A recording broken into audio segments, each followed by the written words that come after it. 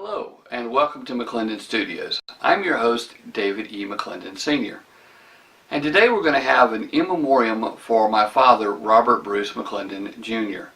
Now, today is May the 12th, 2016, and it was 29 years ago today that my father, Robert Bruce McClendon Jr., passed away at 10:10 a.m. Eastern Daylight Time. So 29 years ago today, he left this world and went to be with Jesus. That day started out like a typical day. It was a Tuesday morning, and I went to eat at the restaurant, Waffle King, and then went into the store. And usually I would open up the store about an hour early every morning. At that point in time, we were computerizing the store, trying to get the store on a computerized inventory system. And it was simply easier to go in before the store officially opened so that I could deal with the working on the computerizing the inventory without having too many interruptions. Once the store actually opened, there would be customers that would come in and that would need my attention, or there'd be a whole manner of things that just had to be taken care of, and it was just simply easier. Well, since we were computerizing the store, we had an additional phone line put in at the store for the computer to be on. And during that hour that I was there at the store before it officially opened, I wouldn't answer the regular telephone line, but I would answer the computer line, because the only person that had that number would be Suzanne. And so if Suzanne needed me, she could get through, and if someone else was trying to call the store, then they would need to wait until we officially opened at 8 o'clock in the morning. Well, this particular Tuesday morning, the computer line rang, and so I knew it was Suzanne. I went and answered the phone, and she said, "Your father's having a heart attack." And I said, "What?" And so I hung up the phone. And now I knew from memory the phone number for the Iowa dispatcher, which would dispatch the Iowa ambulance, and rescue control, which would dispatch any ambulance in Anderson County. Now I had known this for years, because I used to be with the Iowa Rescue Squad. Not only that, there was an orange sticker on the phone that had those emergency numbers on it. And in addition to that, right beside the phone was an auto dialer, and the very top number was the Rescue Squad. We had Rescue Squad, Sheriff, Highway Patrol, and Iowa Police all right there, where touch of a button we could dial them. But I couldn't think to do any one of those things. I kept trying to dial the number and couldn't, and finally I remembered I could dial 0. So I dialed 0 for the operator, and the operator connected me to Rescue Control, and Rescue Control dispatched an ambulance. The ambulance was coming back from a call that they had previously had. The Rescue Squad hut was within sight of my parents' house and our house. But the ambulance that was already manned was in Star at the time that the dispatch went out. Anyway, I left the store. I locked the door, but I didn't set the alarm. I went to the house, and there my father was laying at the base of the old-time farm bell that we had. My father bought one of those old-time farm bells that you would pull the cord and ding to call in the workers from the field when the lunch was ready or supper was ready, or you just needed people to come in for whatever reason. He had installed a rope that went all the way down to the ground, because his grandbaby, my nephew Patrick, loved the bell. And Papa would hold him up and he'd ding the bell, and then Papa decided, well, if I make the rope long enough, then he can ding it all he wants to standing on the ground. And so he did that so Patrick could ring the bell. So that rope was there for Patrick. Anyway, he had gotten up and gotten dressed. He started having chest pains. He put on his shoes. He went outside, was going to go down to his mother's house and get her to help him. But he couldn't make it. He stopped at the bell and just started ringing it. A constant emergency kind of ring. Ding, ding, ding, ding, ding, ding, ding. And my grandma looked out the door and saw him laying on the ground dinging the bell. And she couldn't think to call the ambulance, because at that kind of thing going on, the last thing in the world is rational. So, you're just not in a rational state of mind. But she could think enough to go down and tell Suzanne that Papa was having a heart attack. Well, that's what she did. She went and knocked on the back door and told Suzanne, "Hey, Papa's having a heart attack." And Suzanne called me at the store. She had presence of mind enough to dial the computer line. And then she went out to try to help with Papa. She had, Jared was almost a year old at the time, and she had to get him and carry him up there. Anyway, so I arrived, and Suzanne's out in the yard, Grandma's out in the yard, Papa's there at the base of the bell, and there was really nothing I could do for him. Had no equipment whatsoever and wouldn't have been able to do anything.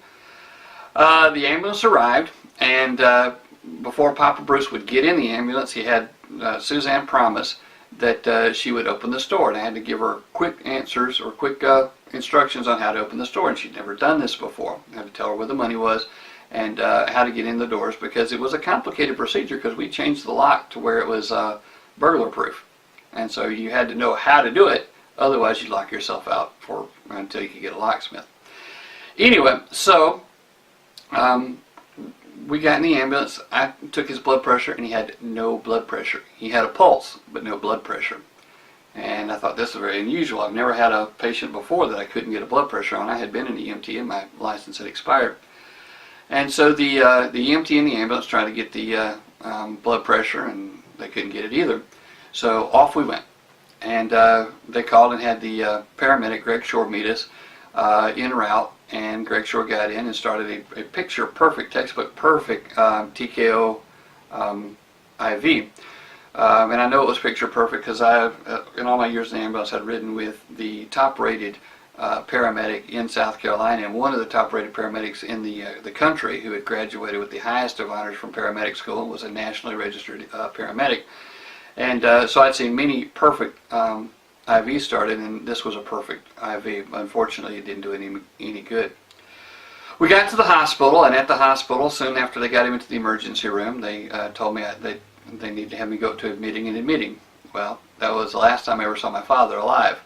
When I came back to the emergency room, they said, "Oh, well, he's in imaging. Go down to the imaging waiting room and wait." So I went down to the imaging waiting room, and the hospital chaplain came up and asked, "Is there anybody here with you?" And I told him no. And I said, "Are you a member of a church anywhere?" And I told him, "Yeah, Boulevard Baptist Church." He said, well, he'd go make a couple of phone calls. He went and made a couple of phone calls. And then he came and he walked me upstairs. And upstairs I was met by Ed Matheny and Harold Childress from, Bill Childress from Boulevard Baptist Church. And they opened up the wall right there. There was a door concealed in the wall that if it's closed you really can't tell it's there, and opened it to be a family room. And they took us in there, and they said, that they were working on him, it'd be a little bit, and that they'd let us go back to see him. Anyway, it came to be time for visitation in the CCU unit, which is where they'd taken him, and they said, well, they're working on an emergency. It'll be a little bit before they can let anybody go back. Come to find out, my father was the emergency that they were working on. Dr. William Walker pronounced my father dead at 10:10 a.m. Eastern Daylight Time. And the doctors came out, told Ed Matheny. Ed Matheny came and told me, and I just collapsed in his arms. And then it was my sad duty to call Suzanne at the store, and Suzanne, of course, was beside herself. And Ed Dixon from the Iowa Police Department was there. And he drove her to the bank to lock up the money so that it wouldn't be in danger. And he helped get the store secured. Anyway, so she came on to the hospital, and my Aunt Gloria arrived shortly after I found out that he had died. And she asked could we see him, and we went back and saw him laying there on the gurney.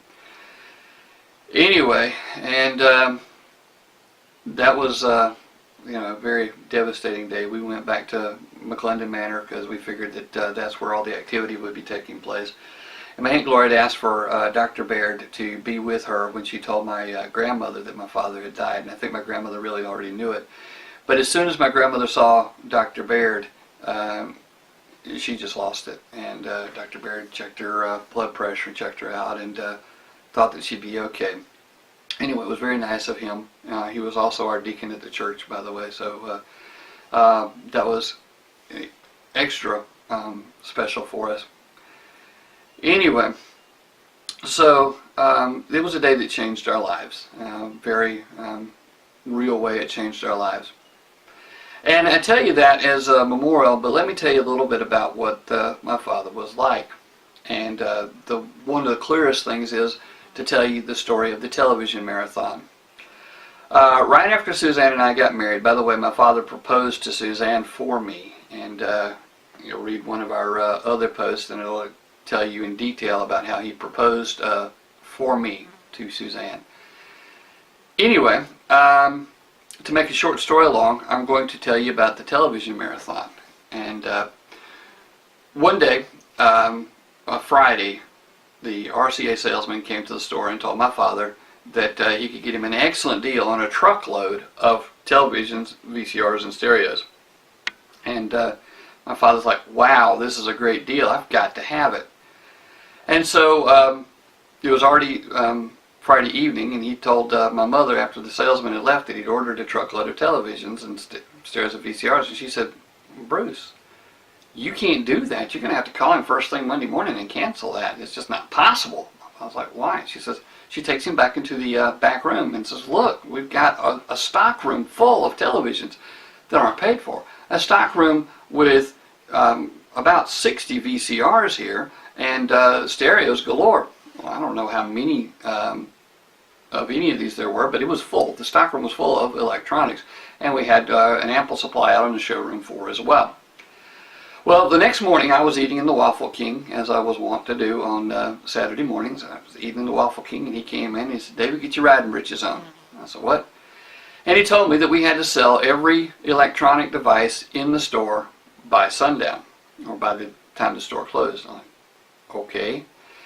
Anyway, so I went to the store and I loaded in half of all the inventory of the VCRs of each type that we had, about 5,000 foot of antenna wire, half the stock of all the different antenna connectors, my toolbox, and a few other things, and some crackers. Anyway, he said, when you get to the first place, when you get done to the first place, call and I'll tell you where to go next. I'm like, okay, well, you're kind of confident. You know, one of the easiest way to get my father to do anything was to tell him he couldn't do it for whatever reason, and then he'd come hell or high water, he'd have to do it. Anyway, so my mother told him that he couldn't have these unless he sold everything, and so he's, come hell or high water, he was going to sell every electronic in the store. Well, the way the day went, I'd go to one place, install a VCR, install a stereo, install a television. And back then, the reason I had to go and install these and not just deliver them, because this was at the time when they were just switching over to cable-ready televisions, and not many people understood cable-ready televisions, and you had to program them, and it wasn't a simple procedure. And on VCRs, of course, you had to program them in. The whole tuner package had to be programmed in, and that wasn't a simple procedure as well. Nowadays, they have these auto tunes and that type of thing, and it's just simple, and you don't even see VCRs anymore. But anyway, it was a fairly complicated process, and this type of electronics was fairly new to the town of Iva anyway. Anyway, so I would go to one place, set up a stereo, set up a VCR, set up a television, maybe all or several. At one place it was 3 televisions, 3 VCRs, and an antenna. And I would arrive, and there would be a television that had been delivered by one of the trucks at the store, maybe several televisions, maybe a television, VCR, stereo, and in some cases there was antenna poles and a ladder laying on the ground when I got there. And I'd call, and my father would say, you install this, and then you go into such and such. So it went that way all day. Both trucks were going, old red Chevrolet truck that just barely ran at that time, but it made it. And the 2-ton truck, which was a Ford, and my Uncle Carl delivering all he could in his car, and just everywhere I went, it's just constant, boom, boom, boom, one right after the other. Stopped by the store. Suzanne had fixed me a sandwich to have for the day, and I grabbed the sandwich and ate it between stops, and went on and delivered and set up, and delivered and set up, and at the end of the day, about 3 hours after the store officially closed, I made it back to the store, and my father's there, and he'd sold everything. The only electronics still in the store were the coffee pot that we used for making coffee there for employees at the store, the calculators that we used, and some of the telephones. Not all the telephones were electronic, but the only electronics were those. He sold an old traded-in TV that didn't work. He sold a couple of other traded-in TVs that did work.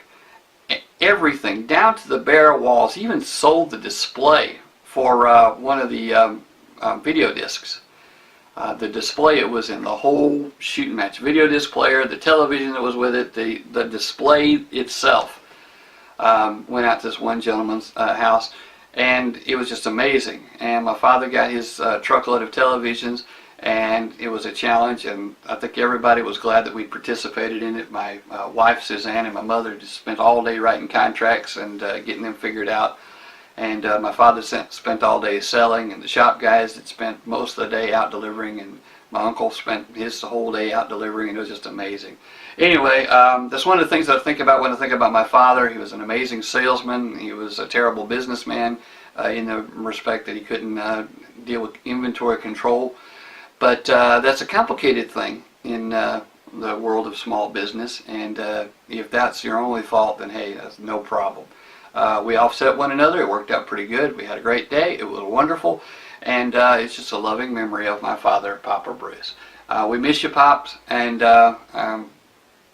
know you're having a great time up there in heaven. You're probably selling left and right. You have a great day, and we miss you.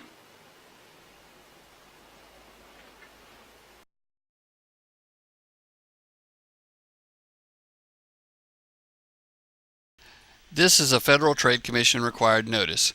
When you click on an advertisement that is displayed with this video, or just before it, we receive a small commission. Sometimes, if you merely watch an ad, we receive commission. If you purchase anything by clicking on links on any of our websites, we receive a commission as well. These great redneck coffee mugs are available at www.cafepress.com/redneckforpresident. We receive a commission off of them as well. You can also purchase buttons, yard signs, etc. from that website.